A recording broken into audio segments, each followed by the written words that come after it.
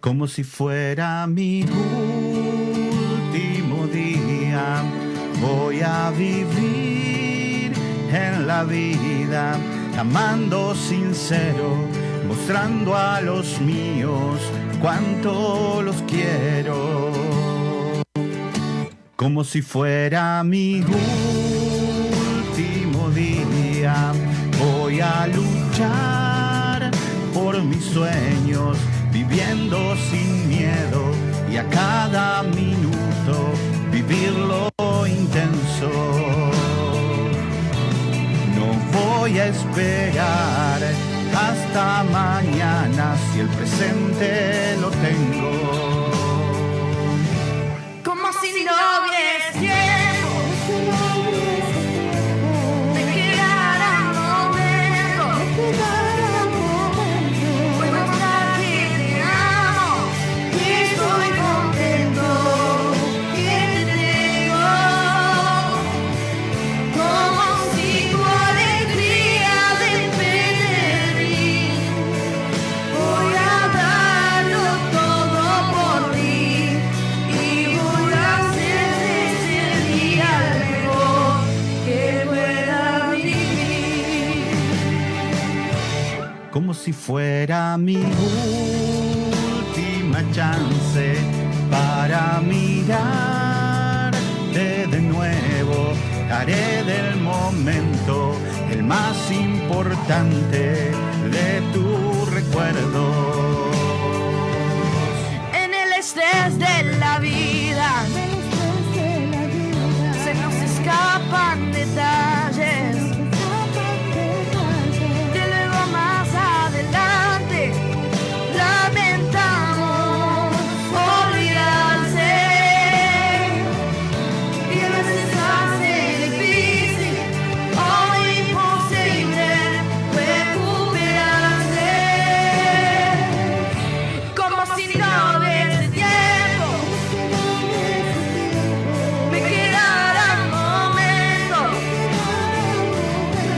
Vuelvo a estar que te amo, que estoy contento, que te tengo.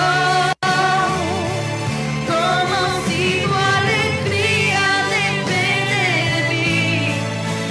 Voy a darlo todo por ti y voy a hacer de este día el mejor que pueda vivir.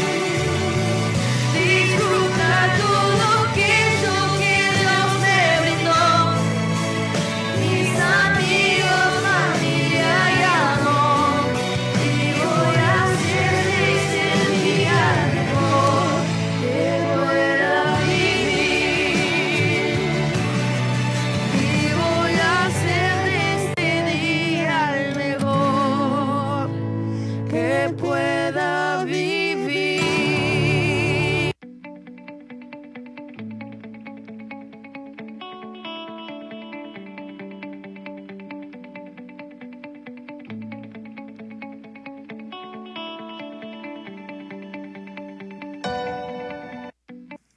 Bendiciones, hermanos, bienvenidos a compartir otra noche de la palabra de Dios. Te damos gracias, Señor, porque tú eres bueno, porque tu misericordia es para siempre, porque tu mano no se ha cortado y porque siempre estás escribiendo derecho en nuestras vidas torcidas. Señor, queremos refugiarnos en ti, queremos escondernos en ti y poder llevar adelante esta enseñanza de este libro que estamos haciendo semana tras semana.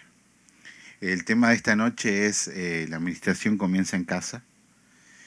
Y realmente nosotros siempre, como papás, siempre queremos que nuestros hijos estén salvos.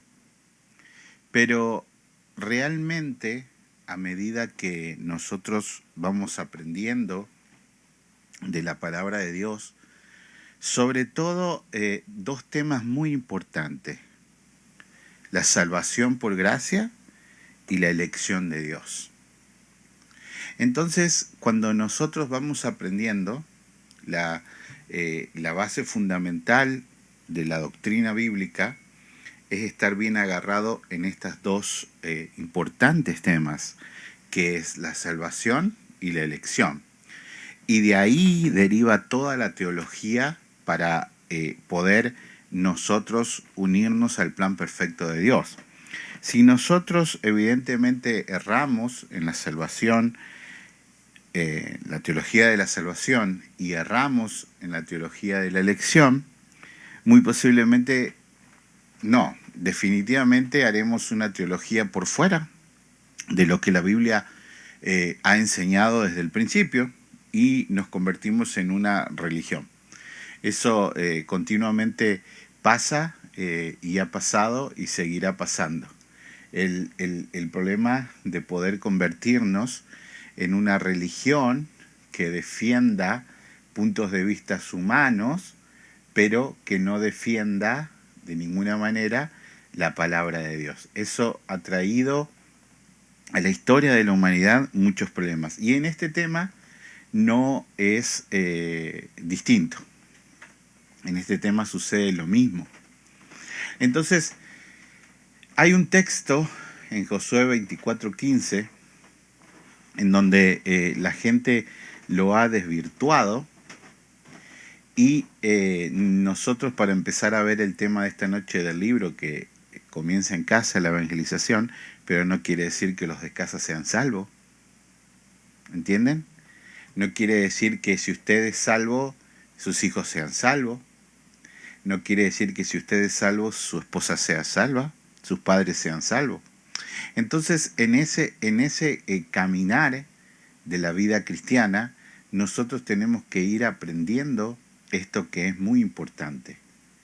Es tan importante para la vida espiritual de la iglesia. Porque si nosotros vamos cambiando la palabra de Dios y no nos proclamamos la palabra correctamente, nosotros vamos a errar. Entonces, a lo largo de estos estudios que venimos haciendo, nosotros tenemos libros que son arminianos. Nosotros, si vemos estos libros, son arminianos, pero tenemos que entender siempre que la diferencia con la doctrina arminiana y la doctrina que nosotros proclamamos, calvinista, que es la doctrina verdadera bíblica, la diferencia está en la salvación, en la elección y en el libre albedrío. Pero en el resto de las cosas comulgamos, estamos de acuerdo, caminamos a la par.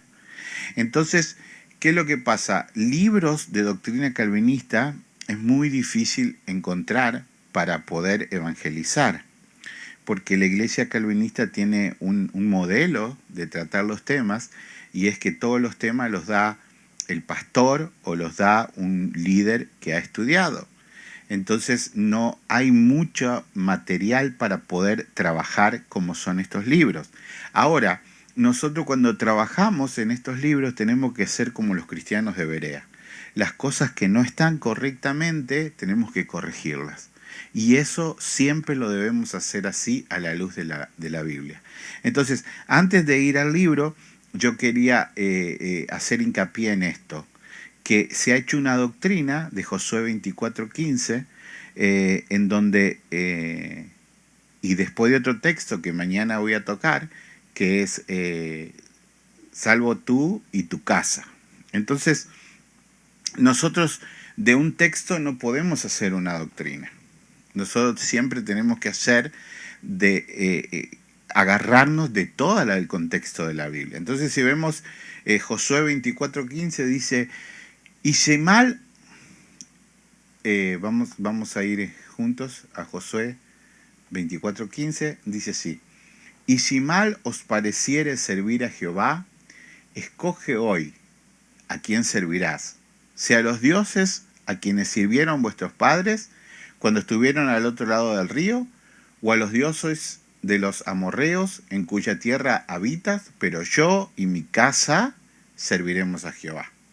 Ahora, en este texto llega a la conclusión que si usted viene a Cristo es suficiente para que su familia sea salva. Es decir, si una persona se salva en la familia, ¿todo el resto de la familia será salvo? Nosotros, por eso hemos visto la doctrina de la salvación a través de la gracia y la elección de Dios, y nosotros sabemos que eso no es así. Nosotros sabemos que cada uno de nosotros debe ser salvo, que no importa si usted es salvo, usted no puede salvar a sus hijos. Aunque usted lo quiera en su corazón, aunque usted lo anhele en su corazón, sus hijos deben también recibir a Cristo. Pero no lo deben recibir porque necesitan, como vienen, le dice Jaime le dice a la mamá, tengo hambre, y la mamá le prepara la comida. No es una cosa como que necesita algo de Dios, entonces Dios se lo da. Todas las personas se tienen que reconocer pecadoras y caminando hacia el infierno. Y en ese momento Dios hace la obra. Entonces, si nosotros no entendemos primeramente la salvación y la elección de Dios, seguramente torcemos todas las demás doctrinas. Entonces, ¿cómo nosotros nos damos cuenta? ¿Cómo nosotros debemos evaluar estas cosas? Si nosotros hacemos una doctrina de esto, de que yo en mi casa ya, salvo tu casa, ya. Si eso fuese verdad, nosotros lo tenemos que comprobar con la Biblia también.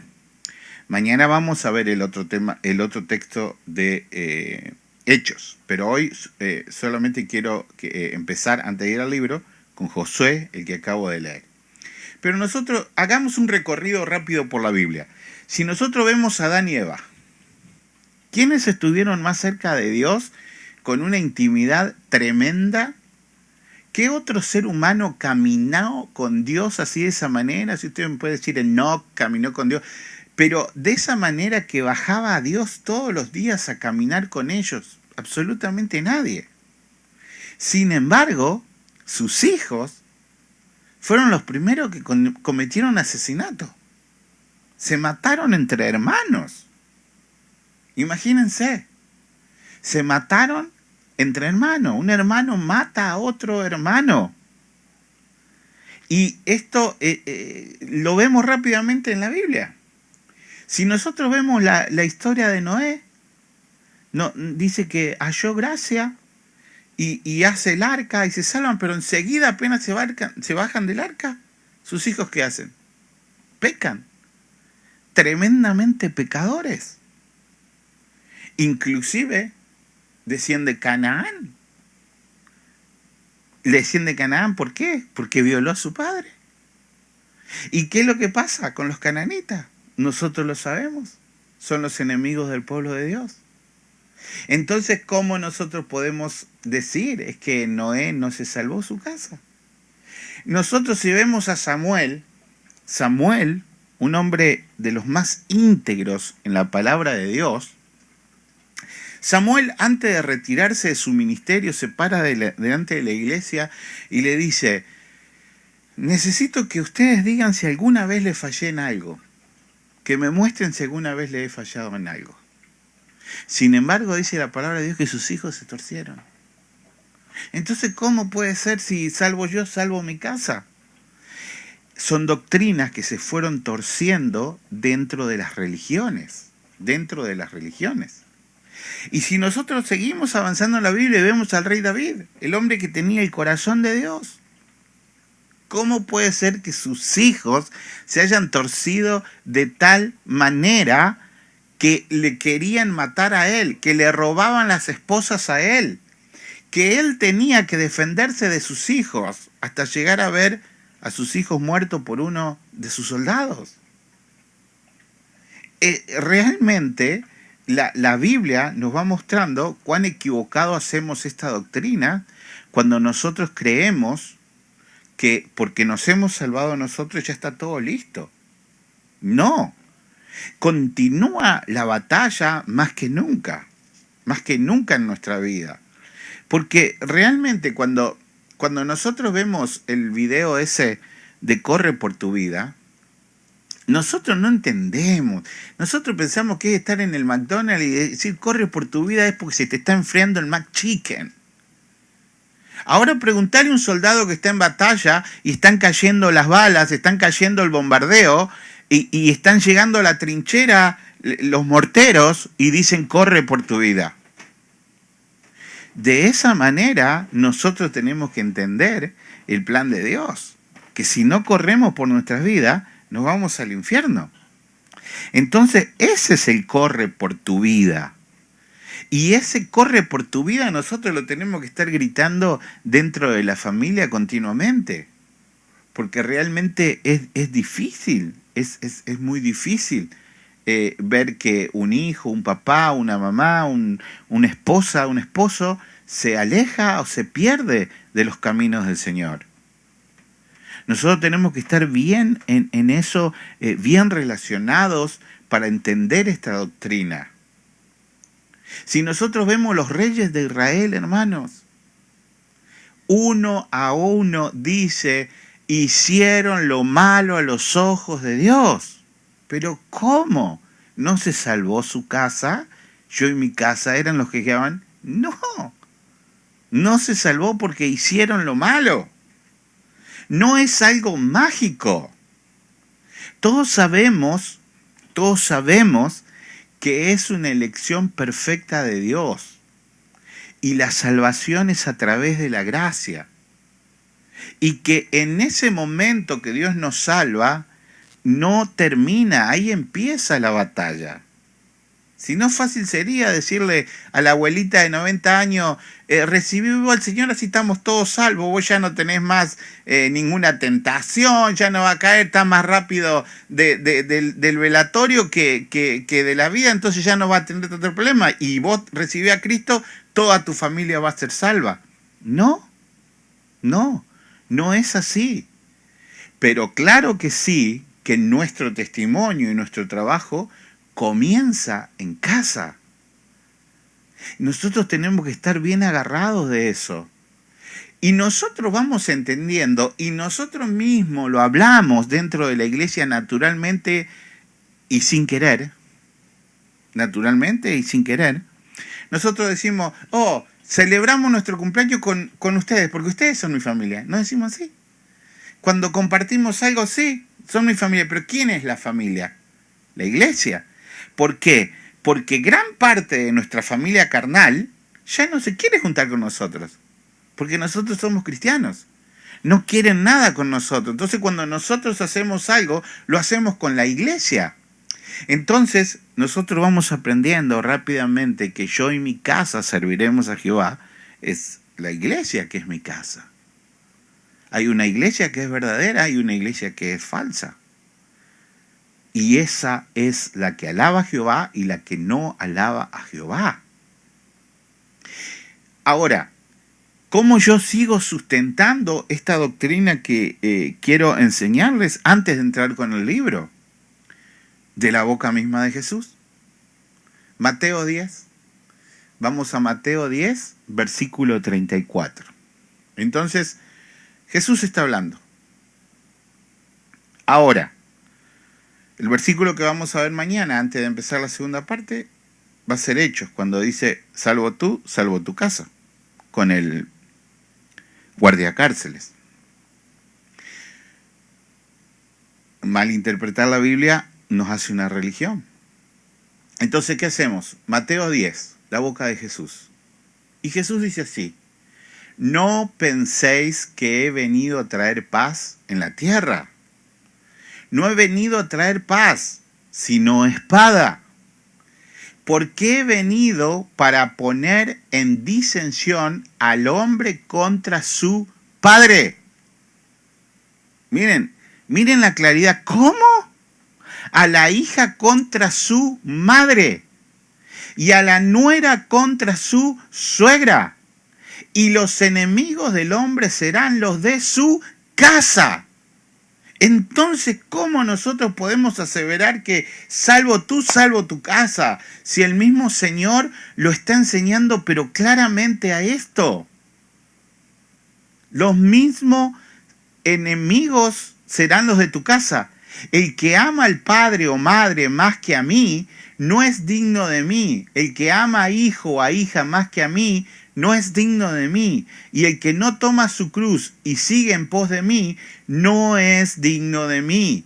El que haya su vida la perderá, y el que pierde su vida por causa de mí la hallará. El Señor es bien claro y dice la palabra: maldito el hombre que confía en el hombre. Ahora, ¿qué es lo que sucede? Entonces uno dice, el jefe mío me da horas extra. Ah, no, le dice uno que de la ley. No, maldito el que confía en el hombre. Ah, y yo soy ciudadano americano. No, maldito el que confía en el hombre. No, eso es desviar el texto. ¿Qué quiere decir, hermanos, maldito el hombre que confía en el hombre para salvación? ¿Entienden? Ningún hombre le puede salvar, solamente Jesús le puede salvar a través de la gracia. Por eso, si usted pone su esperanza en la salvación, en que el Papa lo tocó, en que rezó unos Ave María, en que hizo el escapulario de no sé qué, el que se fue de rodilla, eso es un maldito el hombre que confía en el hombre. Es para la salvación de la persona. Entonces nosotros nos hemos acostumbrado a hacer una doctrina muy, muy dura en esto, cambiando las cosas de lugar.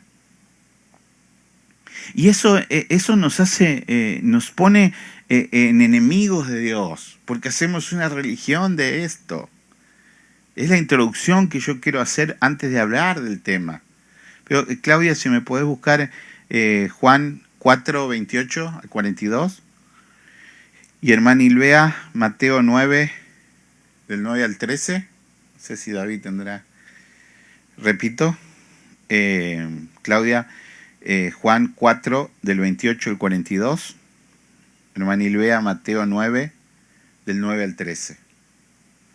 Entonces, ahora para comenzar el libro, después de la introducción que hice, vamos a comenzar con el texto central del libro, que se encuentra en Juan 1:35. Dice: el siguiente día, otra vez, estaban Juan y 2 de sus discípulos mirando a Jesús, que estaba por allí, y dijo: he aquí el Cordero de Dios. Le oyeron hablar los discípulos y siguieron a Jesús. Y volviéndose Jesús y viendo que le seguían, le dijo: ¿qué buscáis? Ellos le dijeron: Rabí, que traducido significa maestro, ¿dónde moras? Le dijo: ven y ved. Fueron y vieron dónde moraba, y se quedaron con él aquel día, porque era como la hora 10. Andrés, hermano de Simón Pedro, era uno de los 2 que habían oído a Juan y habían seguido a Jesús. Este halló primero a su hermano Simón y le dijo: hemos hallado al Mesías, que traducido es el Cristo.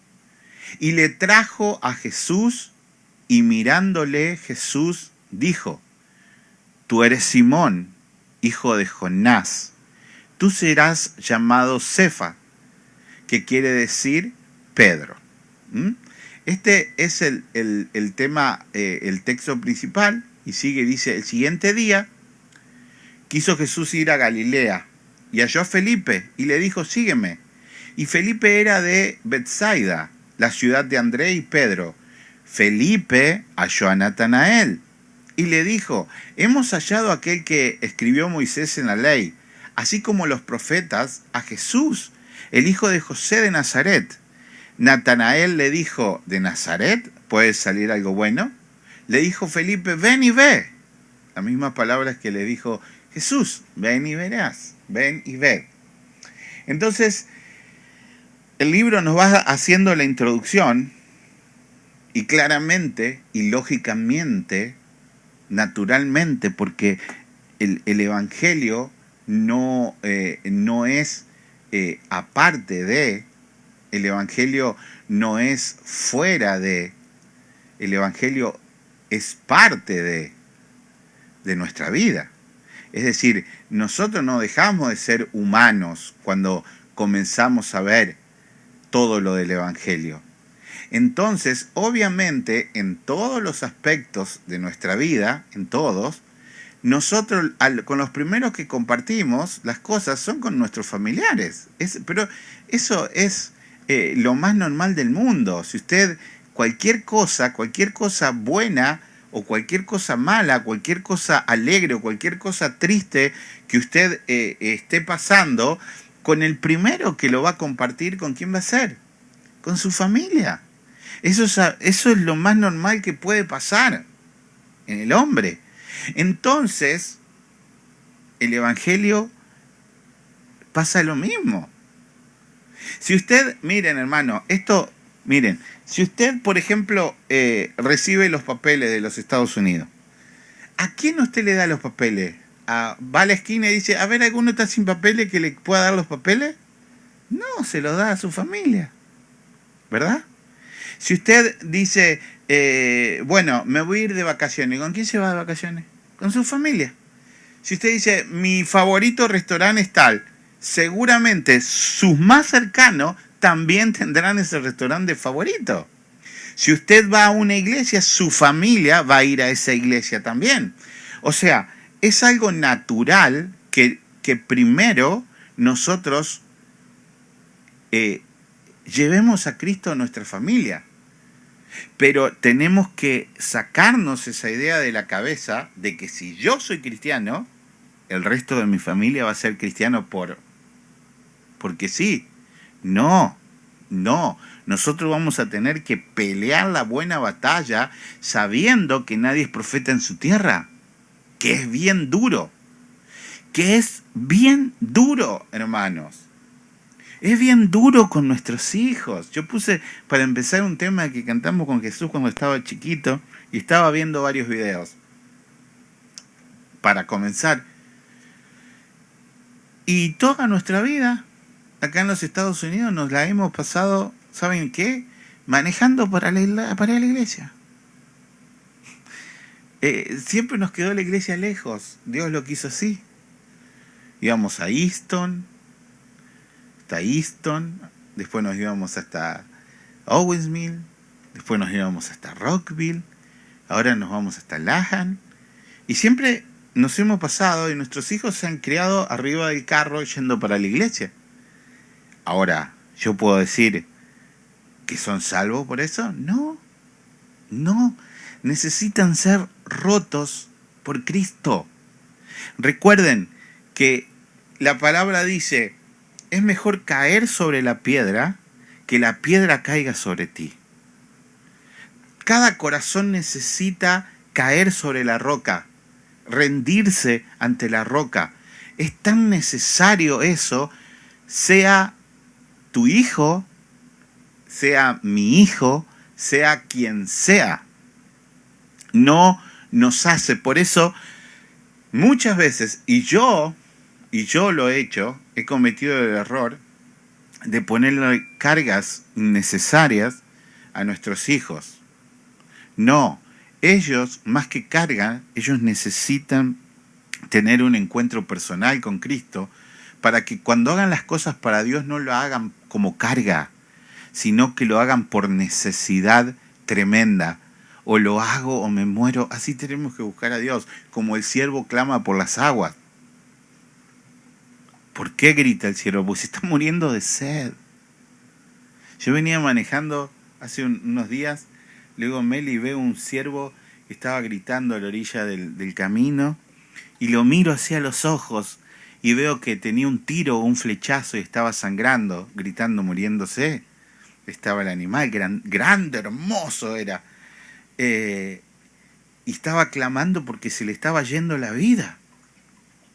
Y de esa manera nosotros debemos clamar para que Dios nos salve. Y es bueno que usted clame por sus hijos, y es necesario que usted clame por sus hijos, por su esposa, por su esposo, por sus padres. Pero la salvación es personal. Salvación es personal. Nosotros no podemos salvarnos ni a nosotros mismos. ¿Cómo vamos a salvar a los demás? Entonces, tenemos que introducirnos. Y de nuevo les digo, hermanos, todos estos libros que usamos son buenos, pero recuerden que son arminianos y que tenemos que escudriñar si hay cosas que están mal. para poderla sacar a la luz. Entonces, lógicamente el Evangelio comenzó ahí, comenzó por los familiares de Jesús, los familiares de Pedro, los familiares de Juan, fueron los primeros que fueron impactados por el Evangelio y ellos llevaron ese Evangelio inmediatamente a sus conocidos. Amén. Entonces el libro nos da unas lecturas devocionales para que nosotros veamos durante la semana los distintos temas que tocan estos textos y los vamos a ver nosotros. Entonces, Claudia tiene Juan 4:28. Amén. Amén, Claudia. Bendiciones. Bendiciones, querida. Bueno, en nombre del Padre, del Hijo y del Espíritu Santo, dice, hasta el 42 me dijo, ¿verdad, pastor? 28:42, sí. Ok. Entonces la mujer dejó su cántaro y fue a la ciudad y dijo a los hombres, venid, ved a un hombre que me ha dicho todo cuanto he hecho.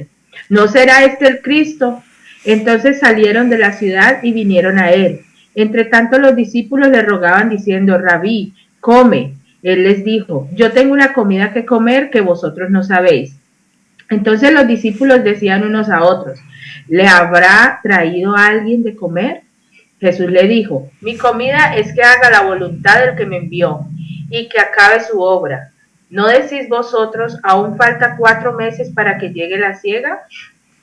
He aquí os digo, alzad vuestros ojos y mirad los campos, porque ya están blancos para la siega. Y el que siega recibe salario y recoge fruto para vida eterna. Para que el que siembra goce juntamente con el que siega. Porque en esto es verdadero el dicho, uno es el que siembra y otro es el que siega. Yo os he enviado a segar lo que vosotros no labrasteis. Otros labraron y vosotros habéis entrado en sus labores. Y muchos de los samaritanos de aquella ciudad creyeron en él por la palabra de la mujer, que daba testimonio diciendo, me dijo todo lo que he hecho. Entonces vinieron los samaritanos a él y le rogaron que se quedase con ellos, y se quedó allí 2 días. Y creyeron muchos más por la palabra de él, y decían a la mujer, ya no creemos solamente por tu dicho, porque nosotros mismos hemos oído y sabemos que verdaderamente este es el Salvador del mundo, el Cristo. Amén. Amén. Gracias, Claudia. No sé si Xiomara puede buscar Hechos. Decime, Xiomara, si podés. No sé si Kelly puede buscar un texto o David. ¿Me confirman para que se los dé? Ah, se salieron. ¿Me confirman para que se los dé? Sí, pastor. Bien, David, ¿cómo estás? Buscame Hechos 16:27. Cuando yo te diga, ¿lo vas a leer? Hechos 16, del 27 al 34. Y Kelly puede buscar, me parece que era Kelly, la que escuchamos, puede buscar Josué 2, del 9 al 14. Entonces, miren lo que pasa en este texto que lee recién Claudia. 17:24. Jesús se acerca a una mujer que sale a buscar agua en un horario que nadie buscaba. ¿Por qué? Porque hacía un calor de loco. Nadie podía ir a buscar agua a esa hora, ¿verdad? Entonces, ¿por qué las mujeres con mala reputación salían a buscar esa agua? Porque nadie se quería cruzar con ella. ¿Por qué? Porque nosotros pensamos así, que el pecado se contagia como el coronavirus.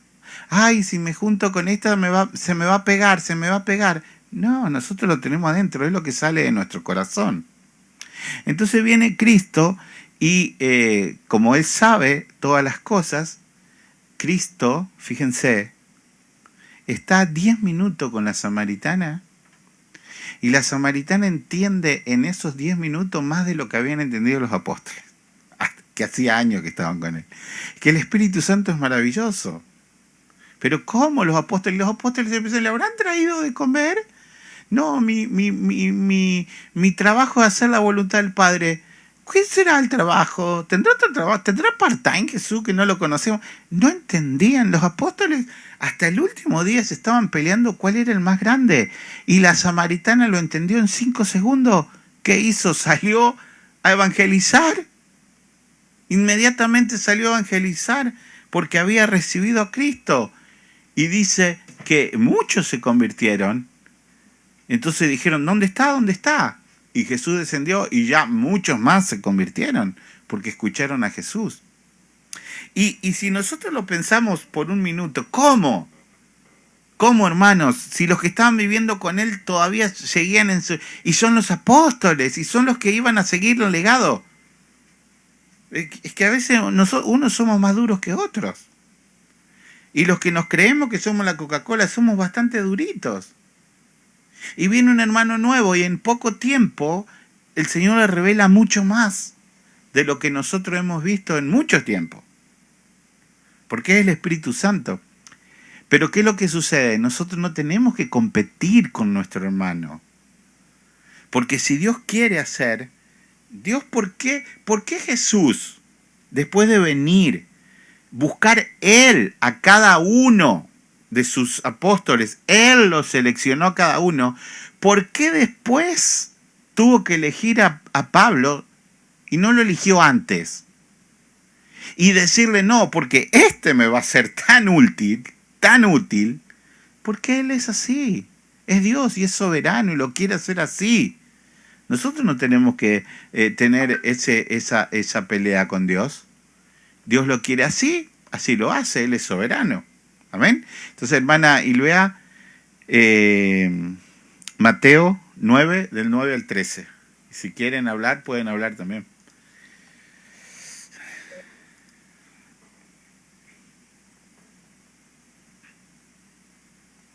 ¿Oh, no tenés audio? Bueno, lo leo yo entonces, Mateo 9, del 9 al 13. Lo leo yo. Y dice así. Pasando Jesús de allí, vio a un hombre llamado Mateo, que estaba sentado al banco de los tributos públicos, y le dijo, sígueme. Y se levantó y le siguió. Y aconteció que estando él sentado a la mesa en la casa, he aquí que muchos publicanos y pecadores que habían venido, se sentaron juntamente a la mesa con Jesús y sus discípulos. Cuando vieron esto, los fariseos dijeron a sus discípulos, ¿por qué come vuestro maestro con los publicanos y pecadores?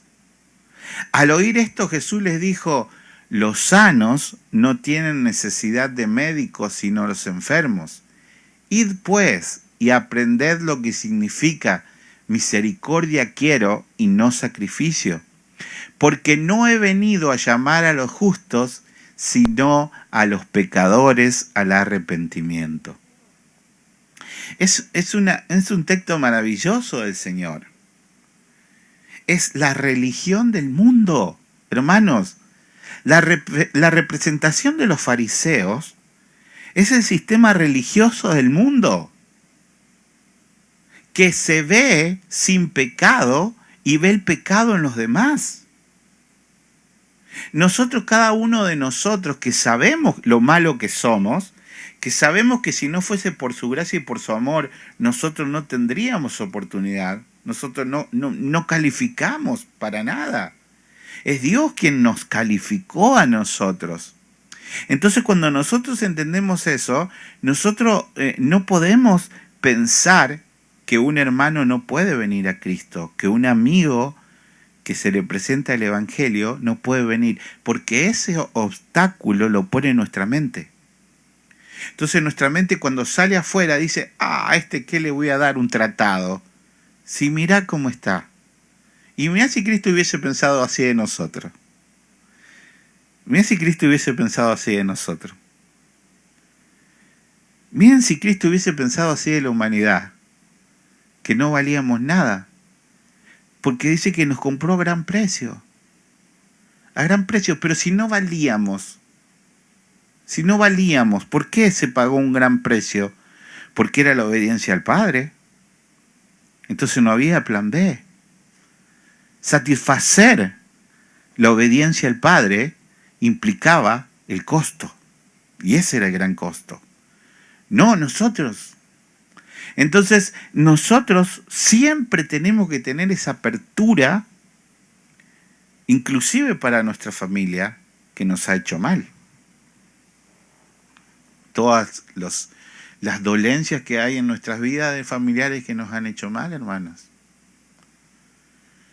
Nosotros tenemos que llevarle a Cristo. ¿Saben? Cada uno que se va sin Cristo, nosotros rendiremos cuenta de eso, de la omisión, porque supimos hacer lo bueno y no lo hicimos, y eso se considera pecado. Realmente lo digo, y lo digo con dolor en mi corazón, porque yo soy bien frío. Soy bien frío. Muchas veces es un celo que es pecado, es fariseo. ¿Entienden? Porque, por ejemplo, mis hijos con mis padres o con los papás de Melina, ellos son un amor, te amo, son súper dulces cuando hablan. Y yo digo, ¿no ven los nietos que tienen? Porque está Cristo en nuestra familia. ¿No ven que las cosas que nos suceden alrededor es porque está Cristo en nuestra familia? Y no quieren de Cristo. Pero lo que sucede es que es el llamado de Dios y la salvación de Dios. Y por eso debemos entender eso, pero no dejar de ofertar. Entender, pero no dejar de ofertar. Hechos 16, 27.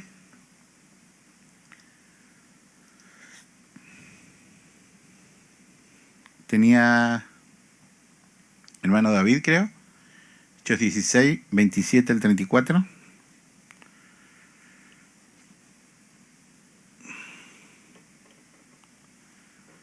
Tienen que poner audio. Ahí está. ¿Cómo estás, David? Bien, bien, pastor, amén. Buenas noches. Buenas noches, querido. Despertando el carcelero y viendo abiertas las puertas de la cárcel, sacó la espada y se iba a matar, pensando que los presos habían huido. Mas Pablo clamó a gran voz, diciendo: no te hagas ningún mal, pues todos estamos aquí. Él entonces, pidiendo luz, se precipitó adentro y temblando se postró a los pies de Pablo y de Silas, y sacándolos les dijo: señores, ¿qué debo hacer para ser salvo? Ellos dijeron: creen en el Señor Jesucristo y serás salvo, tú y tu casa. Y le hablaron la palabra del Señor a él y a todos los que estaban en su casa. Y él, tomándolos en aquella misma hora de la noche, les lavó las heridas y enseguida se bautizó, él con todos los suyos. Y llevándolos a su casa, les puso la mesa y se regocijó con toda su casa de haber creído a Dios. Amén. Gracias, David. Este es el texto que yo quería hablarles mañana, pero ya que lo leímos hoy, lo vamos a tocar hoy también, para poder remarcar siguiendo la introducción, ¿no? Siguiendo la introducción.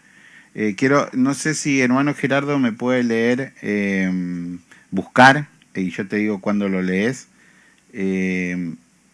Marcos 5, del 15 al 20. Entonces, miren este texto, que este texto de Hechos, sí, Marcos 5, del 15 al 20, y yo te digo cuando te toca leerlo. Gracias, Gerardo. Entonces, miren, Hechos 16 y Josué son los dos textos que hacen la doctrina, salvo tú, salvo tu casa. Ahora yo quiero que nosotros entendamos algo. que es muy importante. Primero vimos todos los textos que la palabra dice que la familia no se salvó, ¿no? Y vimos cómo Jesús dice, yo no he venido a traer la paz, sino que el enemigo de ustedes serán los de su propia casa. De la boca de Jesús, está dicho. Entonces, ¿se contradice esto con lo que dijo Jesús? Tenemos que entender esto, miren. El carcelero y el soldado romano tenían un castigo tremendo. Esto por fuera de la Biblia, si ustedes lo van y lo buscan en los historiadores. El desertor del ejército y el soldado que perdía un prisionero tenía un castigo tremendo, que tiene un nombre que no me lo acuerdo, que consiste en, primero, recibir el castigo del preso, primero. Si nosotros leemos anteriormente lo que habían hecho con Pablo y con Silas, los habían rematado a palos, ¿verdad? Para meterlos a la cárcel. Y segundo, el castigo que tenía el carcelero o el soldado desertor era la crucifixión. La crucifixión. Era crucificado para que ninguno se atreviera a desertar del ejército o a perder un prisionero. Por eso los soldados se ataban el prisionero en su mano. El prisionero iba atado a un soldado porque dependía su vida. Ahora, cuando nosotros entendemos esto, podemos ver por qué el soldado, el que guardia cárcel, se quiere matar cuando ve que se me escaparon los presos. Porque es preferible morirte de un cuchillazo a que te claven en la cruz y que te coman los bichos mientras te estás muriendo y ahogado, que tus pulmones se están llenando de agua. Venían las aves y le comían los ojos y le comían todo, y toda la familia era expulsada. ¿Entienden? Era tratada de menos, era puesta en esclavitud. Entonces, el texto acá nos está mostrando la muerte y la vida. La vida que es Cristo. Entonces, cuando Pablo ve que el carcelero se está por matar, le dice, no, acá estamos, no te mates. No te mates porque nosotros no nos hemos ido de acá. Y el carcelero dice, wow, ¿qué debo hacer yo? Si recibís a Cristo, pero Pablo está hablando ahí en algo que va a suceder en el instante. Si recibís a Cristo, tú y tu casa, si recibís a Cristo, Claudia y Marianita, tú y tu casa serán salvos. Ahora va Pablo y les predica a la casa y todos reciben a Cristo y todos son salvos y bautizados al mismo tiempo. Pero no son salvos porque el soldado solo recibió, sino que todos recibieron el Evangelio, y es bien clarito el relato. Toda la casa recibió el Evangelio y toda la casa fue bautizada. Pero no solo eso. ¿Qué implemento? ¿Qué es lo que pasaba cuando alguien se convertía al cristianismo? También era una condena a muerte. Por eso el texto que se agrega, si confesares con tu boca y creyeres con tu corazón que Cristo, eres salvo. ¿Pero por qué? Porque al confesar con tu boca que eres cristiano, te mataban.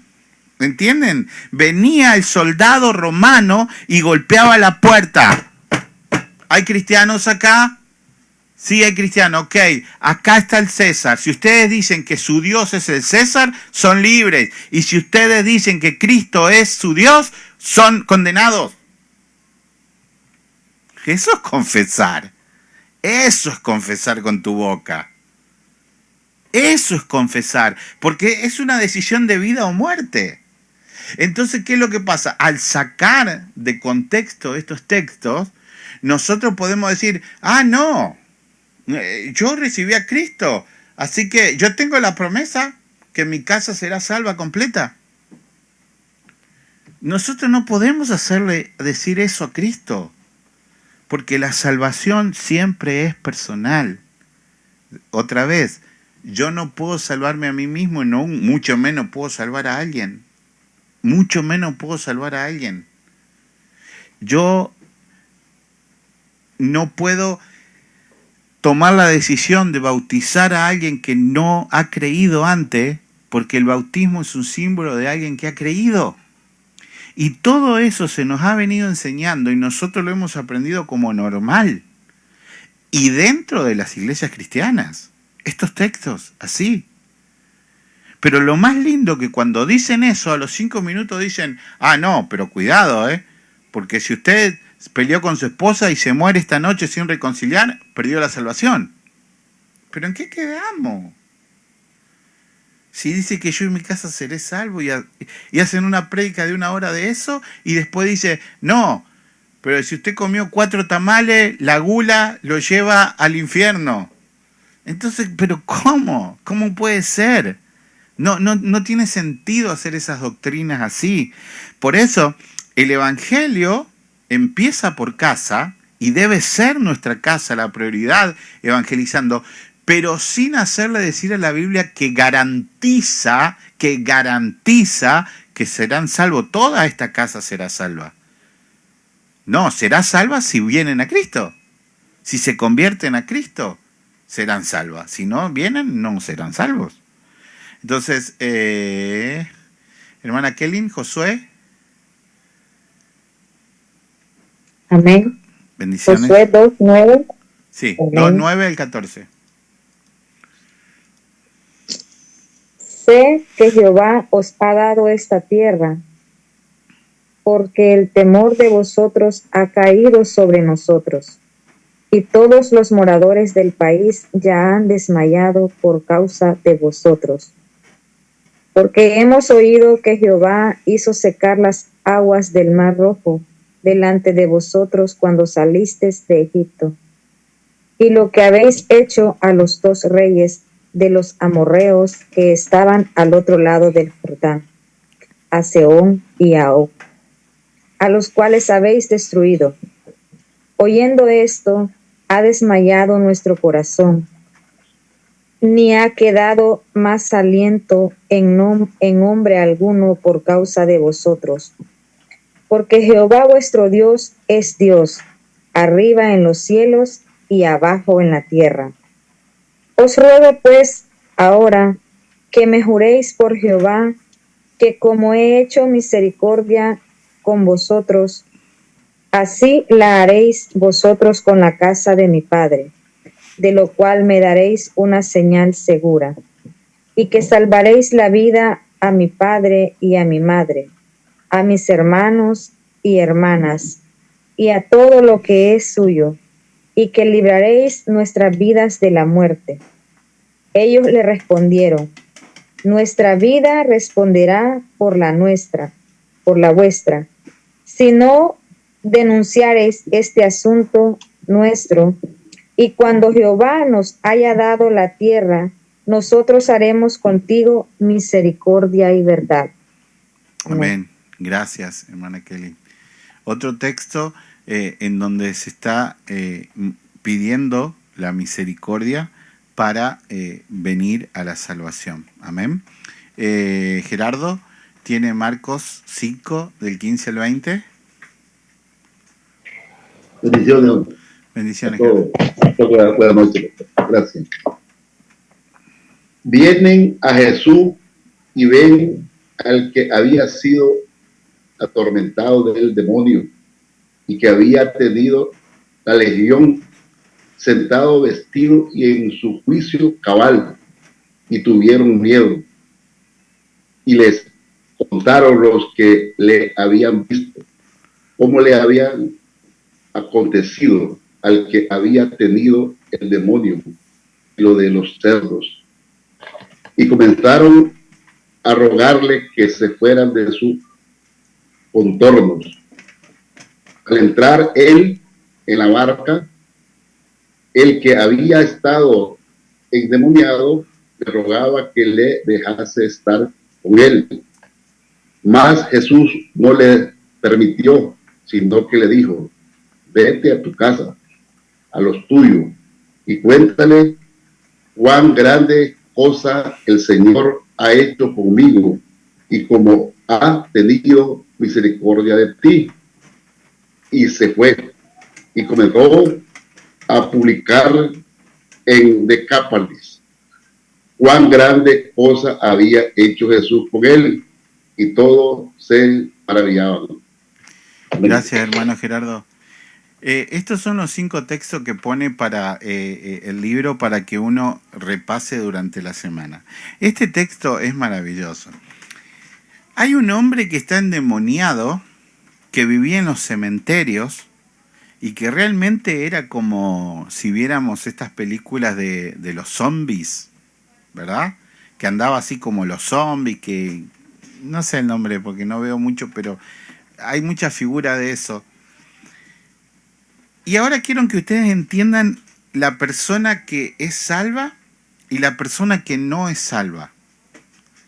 La gente viene y ve a este hombre que era un monstruo, ahora lo ve sentado con Jesús, libertado y salvo, y tiene miedo. ¿Cómo? Antes daba miedo, ahora no.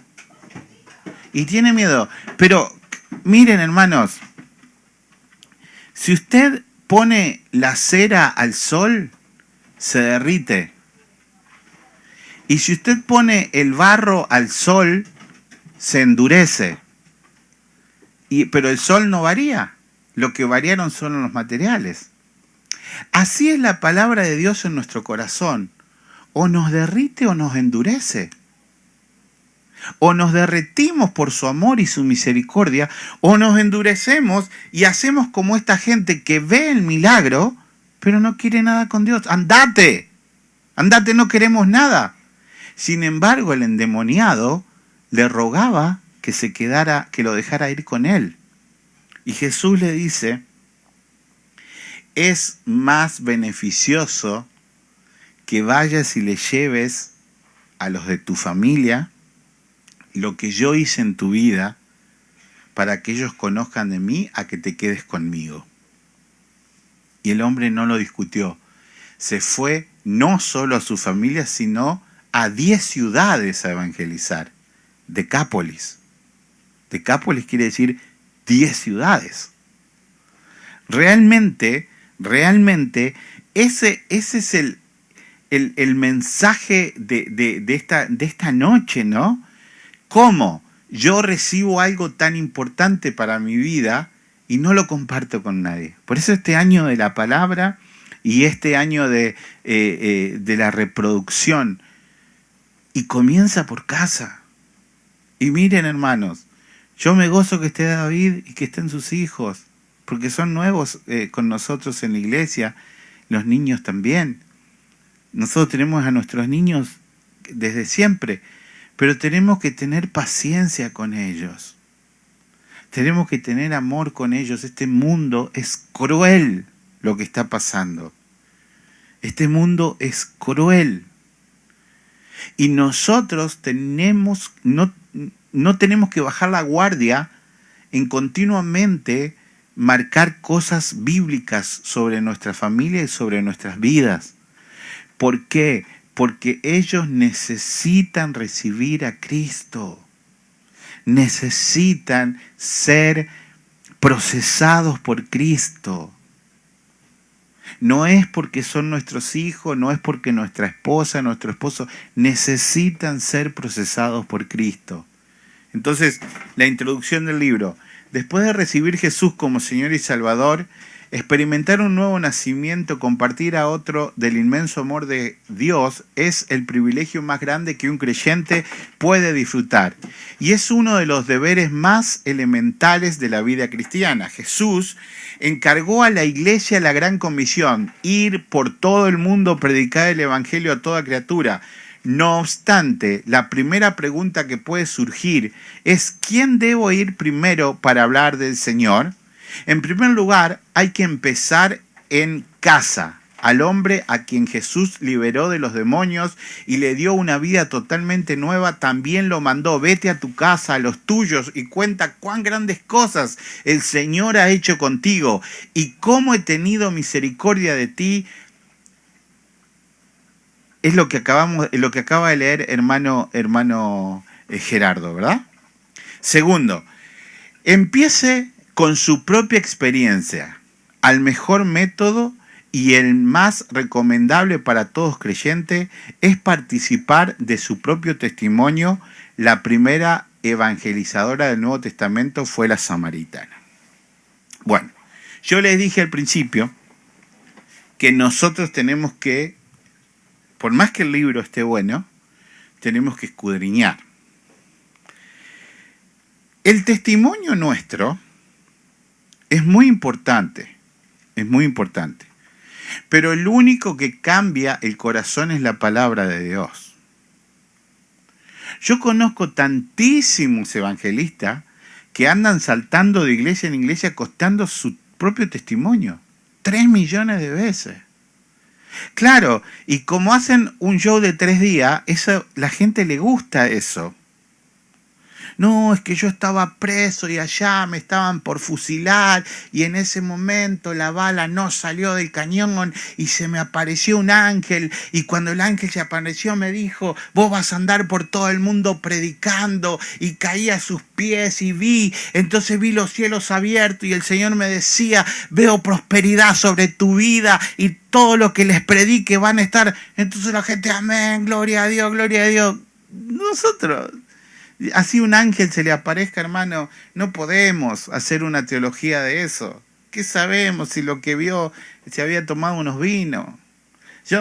Realmente nosotros no podemos dejarnos motivar por lo que vio. Nosotros tenemos que siempre estar parados en la palabra de Dios. Entonces, el libro dice que es bueno, sí, y es verdad que es bueno. Es bueno dar el testimonio, pero no que el testimonio suplante la palabra de Dios. ¿Entienden? Después el libro dice, acá lo acabo de leer, la primera evangelizadora del Nuevo Testamento fue la samaritana. Eso es mentira, hermano. Los evangélicos, por no hablar de María, le quieren cortar la hoja donde sale María. La primera evangelizadora del Nuevo Testamento fue María, que cuando quedó embarazada fue a visitar a su prima Isabel y el niño saltaba en el vientre, Juan el Bautista. Ella fue la primera evangelizadora que fue a llevar al... ¿Quién soy yo para que la madre de mi Salvador venga a visitarme? Dice. ¿Entienden? Entonces, no es que tengamos que hacer una discusión acerca de este texto, pero no es mal que nosotros digamos algo de María. No vamos a decir que María hace milagros, pero sí que tenemos mucho que aprender. No vamos a decir que María es la reina del cielo, pero sí que obedeció a su hijo y era la única que estaba a los pies de la cruz de Jesús. A los pies de Jesús estaba María y Juan. Y estaba Magdalena, la que había sido perdonada por ser prostituta. El resto se habían dispersado. Entonces, sigo. En Juan 4, 28, 42. Nosotros, ese es el texto principal, que ya lo leímos. Tercero, no necesita argumentar ni discutir en la elección. En la elección de hoy veremos las cosas más sencillas de evangelización. Así fueron ganando por el reino de Dios los primeros discípulos y apóstoles del Señor, Felipe y Natanael. Y acá el libro nos pregunta y nos interpela diciendo, ¿cuántos familiares tenemos que no están convertidos? Miren, hermanos, ¿estaremos como para ir a África a evangelizar? Ay, yo quiero que me mande al África allá. Pero no evangelicé a mi hermana de carne. No le presenté el plan de salvación. ¿Entienden? Entonces, eso es parte del ego que quieren hacer con los hombres. Entonces viene uno de estos y dice, no, y pongo las manos sobre este joven, veo que va a ir a evangelizar a todo el mundo. Pero, ¿y por casa? ¿Por qué no empieza por casa? Qué bueno si empieza por casa, ¿no? Y es una buena pregunta para que todos nos la hagamos. Amén, hermana Xiomara. Eran solo los 4 textos que estaban para los que yo pedía para el devocional. Y justo que te lo estaba pidiendo se te cortó. Y ya pasé de hoja ahora. Entonces, si nosotros evangelizamos en casa, hermanos, es la parte más dura porque es donde nos conocen. Es donde nos conocen. Y realmente es duro evangelizar en casa. ¿Y saben qué? Hay que tragarse el orgullo para evangelizar en casa. Yo les decía, me puse a escuchar recién temas cantados por mis hijos. Y uno cantado por Valen y puse el cantado por Jesús. Pero yo no tengo duda, hermanos. No tengo duda alguna que las flaquezas de mis hijos en la fe han sido culpa mía, porque yo he flaqueado, porque el enemigo siempre los va a estar atacando. Entonces, si ellos en un momento ven que papá y mamá tiran la toalla, como decimos habitualmente, ante algo que sucede dentro de la casa, entonces, ¿qué es lo que pasa? Ellos dicen, oh, entonces no era tan poderoso Dios. No era tan maravilloso Dios. Es que solo papá y mamá se la pasaban predicando y cuando llegó la prueba se agarraron de otra cosa. Y yo, hermanos, no tengo dudas que me he equivocado profundamente como papá. Y que tengo que llorar la conversión de mis hijos. Pero no los puedo salvar yo. Los tiene que salvar Él. Y claro que el domingo me gustó que estábamos los 5. Y sí, me emociono porque quiero estar. Pero quiero estar porque sé lo que es correr por tu vida. Sé que si mañana nos morimos, si no estamos en Cristo, no nos vamos a ver más por una eternidad. Entonces, tengo que pelear esa buena batalla. Porque como no me puedo salvar ni a mí mismo, ¿cómo voy a poder salvar a mis hijos? Los tiene que salvar Cristo. Pero yo tengo que ser ese testimonio continuo para que ellos no se sientan ofendidos porque yo ofendo a Cristo. Juan 1, 29 al 34. El siguiente día vino Juan a Jesús, que venía a él, y dijo: He aquí el Cordero de Dios que quita el pecado del mundo. Este es aquel de quien yo dije: Después de mí viene un varón, el cual es antes de mí, porque era primero que yo. Y yo no le conocía, mas para que fuese manifestado Israel, por esto vine yo bautizando con agua. También dijo Juan, también dio Juan testimonio diciendo: Vi al Espíritu que descendía del cielo como paloma y permaneció sobre él. Y yo no le conocía, pero el que me envió a bautizar con agua, aquel que me dijo: sobre quien veas descender el Espíritu que permanece sobre él, ese es el que bautiza con el Espíritu Santo. Y yo le vi y he dado testimonio de que este es el Hijo de Dios. Miren, muchas veces digo esto y lo vuelvo a sostener. El ministerio de Juan el Bautista era grandísimo. Era más conocido que Cristo, pero tenía es el último de los profetas y tenía una relación con el Padre y una revelación que él entendía y que debemos entender nosotros, que nosotros somos quienes presentamos a Cristo y no querer ganar nada de eso. No sentir que ese que vino es por mí, que esa ganancia ha sido por mí. No, ese es mi trabajo. Fue el precursor de Jesús. Juan el Bautista desempeñó la honrosa función de anunciar y presentar a Jesús al mundo, como leímos recién en Juan 1:23, citando a Isaías 4:43. Esto nos da suficiente razón para recomendarlo como el primer ejemplo en la evangelización. Sabían más del Mesías los profetas del Antiguo Testamento, solo habían visto a Jesús de lejos y habían anunciado los dos aspectos de su venida sin entender la diferencia entre una y otra. Esto lo hemos estudiado, yo se los enseñé en la prédica de Navidad, hermanos. Los profetas del Antiguo Testamento, si ustedes van y buscan la prédica de Navidad, no podían entender las dos venidas de Cristo, por eso nunca pudieron aceptar a Cristo.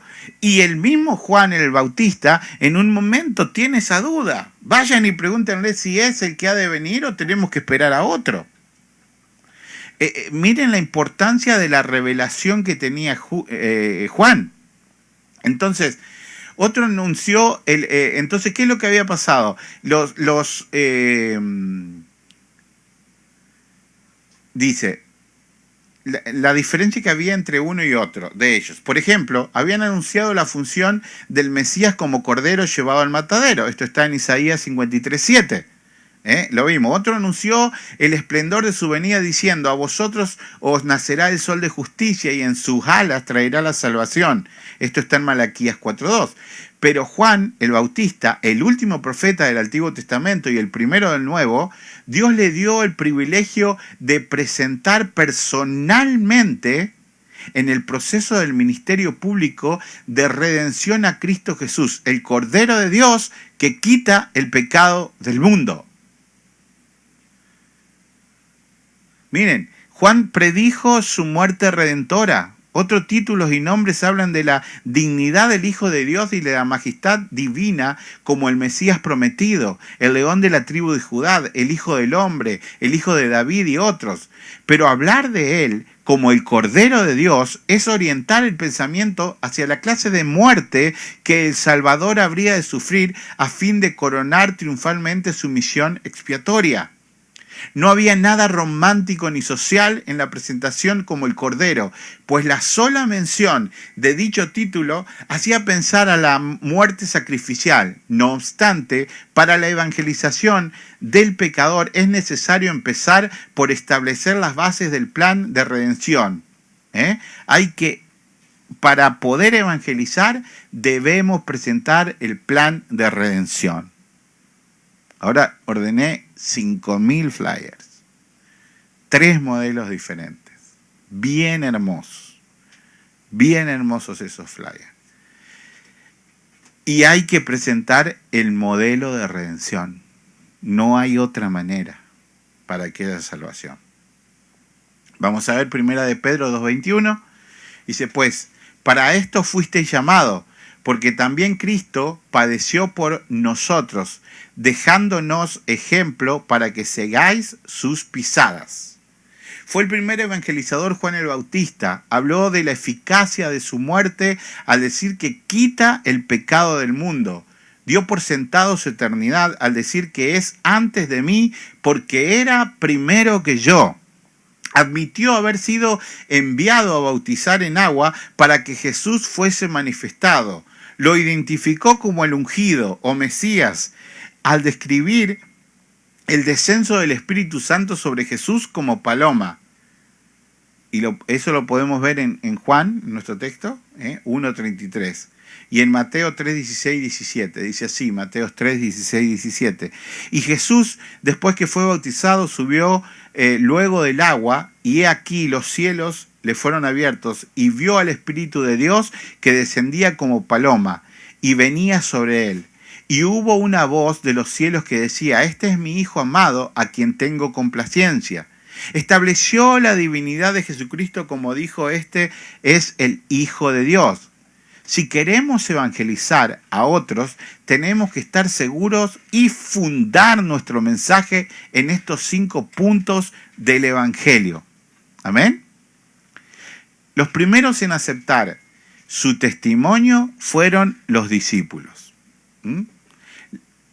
La segunda presentación, consecuente con su concepto de Jesús, Juan volvió a señalar al día siguiente como el Cordero de Dios. Esto parece indicar que la idea de Cordero Divino iba unida al concepto de Logos encarnado, ya presente en muchos corazones de la esperanza en el Mesías. 2 cosas interesantes hay que destacar aquí: la actitud de Juan. Este mensajero de Dios sabía que la representación de tan elocuente anuncio iba a despertar, escuchen bien lo que dice, iba a despertar poderosamente el interés de estos 2 discípulos suyos en cuanto a la verdad de la identidad de Jesús. Esto podría, escuchen bien, resultar, como en efecto sucedió, en que ellos lo abandonen.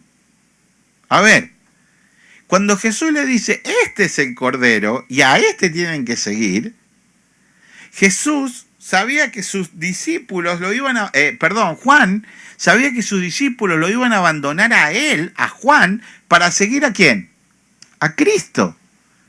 Pero ese tiene que ser el modelo de la iglesia verdadera siempre, hermanos. Que nosotros presentemos de tal manera a Jesús que la gente no nos siga a nosotros, sino que siga a Jesús. Esa es la clave del evangelismo. Que la gente, claro, nosotros tenemos que ser los que guían al recién evangelizado. Por eso yo decía en una de estas prédicas, Xiomara tiene que ayudar a esta familia que trajo. Sender y Juan tienen que ayudar a David, tienen que ayudar a su esposa, a sus hijos. Kaylin tiene que ayudar a su cuñada. ¿Por qué? Porque nosotros somos como esas plantitas que necesitan una guía al lado para que el viento no me la tuerza. Pero tanto Kaylin como Juan, como Xiomara, tienen que presentar que al que tienen que seguir es a Cristo. Esa es la mejor manera. Y es la manera más difícil. Y es la manera más dura. Y cuánto más en casa. Y cuánto más en casa. Entonces cuando Juan le presenta, él sabe que si le dice este es el Cordero, lo van a perder. Y eso es lo que pasó, eso es lo que sucedió. Aquellos lo abandonaron. Pero así debe ser todo siervo del Señor. Sus oyentes y seguidores deben saber que el único a quien deben seguir por el resto de su vida es al pastor de las ovejas. Esto está en Juan 10, 11 al 14, hermanos. Dice así: yo soy el buen pastor. El buen pastor su vida da por las ovejas, mas el asalariado y que no es el pastor, de quien no son sus propias ovejas, ve venir al lobo y deja las ovejas y huye. Y el lobo arrebata las ovejas y las dispersa. Así que el asalariado huye porque es asalariado y no le importan las ovejas. Yo soy el buen pastor y conozco a mis ovejas y las mías me conocen. Ahora, este texto también está distorsionado por mucha gente que quiere decir que el pastor no debe cobrar salario. No está diciendo eso el texto. Miren, leámoslo juntos. Dice Jesús: yo soy el buen pastor. El buen pastor su vida da por las ovejas, mas el asalariado y que no es el pastor, ¿qué pasa? Usted tiene un campo y usted contrata a un empleado del campo que tiene que cuidar las ovejas. Entonces, no es el pastor, es el empleado del campo, es asalariado. ¿Qué es lo que sucede? Se le aparece el lobo, se queda dormido, se levanta tarde y mientras tanto el león se comió 4 ovejas. Y cuando viene el dueño del campo dice, no importa si no es 50 se da, porque yo les tengo cría acá y se las multiplico lo mismo. Ni cuenta se da el dueño. Claro, Cristo, ¿cómo no se va a dar cuenta Cristo? Son sus ovejas. Son sus ovejas. En lo espiritual, ninguno queda fuera. Nosotros no podemos tener esa idea de que alguien no hace falta dentro de la iglesia. No. Nosotros tenemos que tener un corazón muy cuidadoso en ese tema. Muy cuidadoso. ¿Por qué aceptaron el testimonio de Juan de manera tan espontánea? Es una pregunta.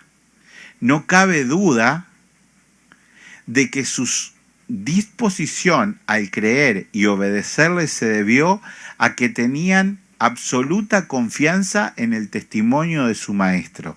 Si el presentador hubiese sido un desconocido, quizás habrían titubeado o pasado por alto el mensaje. Esto, hermanos, que dice el libro, es tan lindo porque es lo que el ejemplo que yo les di recién de mis hijos. Y piénselo también usted, con su esposo, con su esposa, con sus hijos. Si nosotros decimos que Dios nos puede sacar de cualquier situación, pero cuando llega la situación mala nosotros no acudimos a Dios, con los que están al lado nuestro, principalmente nuestros hijos, que absorben rápidamente eso, su mensaje a la cabeza rápido es, no, Dios no resuelve todas las cosas. De hecho, mamá o papá, que siempre dicen que Dios resuelve todas las cosas, ahora que están en esta situación, no buscan a Dios. ¿Cómo? Y el libro nos da el ejemplo. Tan bien Juan había creído y tan bien Juan había señalado y había predicado este Cristo, que sus discípulos no le pusieron resistencia a obedecer la orden de Juan, síganle a él. Síganle a él. Es lindo esto, hermanos. Entonces, es muy importante, hermanos, este último mensaje que nos da. Porque en esto consiste el evangelizar en casa. En que cuando tengamos problemas, cuando está todo bien, es fácil. Pero cuando tengamos problemas, nosotros seamos luz para nuestros hijos a través de la Biblia. Que cuando nosotros nos toque servir a Cristo, en el lugar que sea, lo hagamos para Cristo con todo el amor. Pongamos lo mejor, te daré lo mejor de mí. Cuando nosotros tenemos que hablar de Jesús en público, lo hacemos con énfasis, pero cuando lo tengamos que hablar en privado, también lo hagamos con énfasis. Que nuestros hijos, que nuestras familias sepan que Dios realmente importa en nuestra vida más allá de lo que podamos decir. Importa más allá de lo que nosotros podamos dar. Importa sobre todas las cosas. Es el primer mandamiento. Y no es fácil. Y no es fácil. Y es donde nos llama el libro hoy a luchar. comenzar en casa. Y comenzar en casa significa otra vez morir a nuestro orgullo, a nuestro machismo, a nuestros gustos. Aprender a ceder muchas cosas, porque ahora somos una sola carne. Y esto es para los dos. Siempre que haya fuego, necesita oxígeno, necesita combustión, saque uno de los dos y el fuego se apaga. Entonces nosotros debemos aprender a morir para que nuestra familia se enamore de Cristo y puedan sentir ese llamado de Dios. Hasta aquí llega la primera parte del libro. Mañana voy a seguir con la segunda parte y espero que haya sido, no lo grabé, se me pasó. Espero que les haya servido. Les quiero decir en estos minutos, quiero mostrarles, voy a hacer un share de screen por un segundito para enseñarles algo que es muy bueno para cuando preparen temas.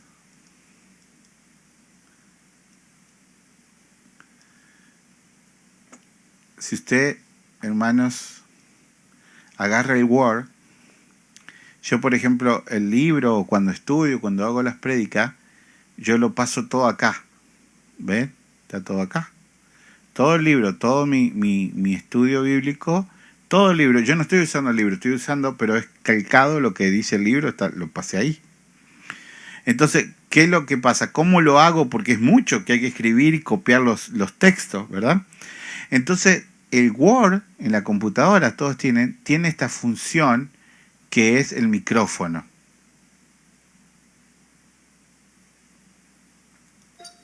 Lo corto porque me escribe.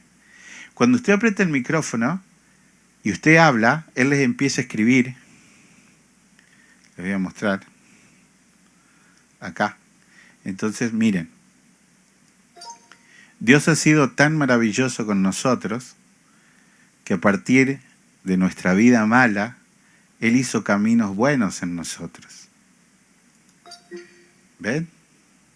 Entonces, ustedes agarran el libro o agarran lo que tengan que dar y lo empiezan a leer y se va a ir copiando ahí sin que tengan que escribir nada.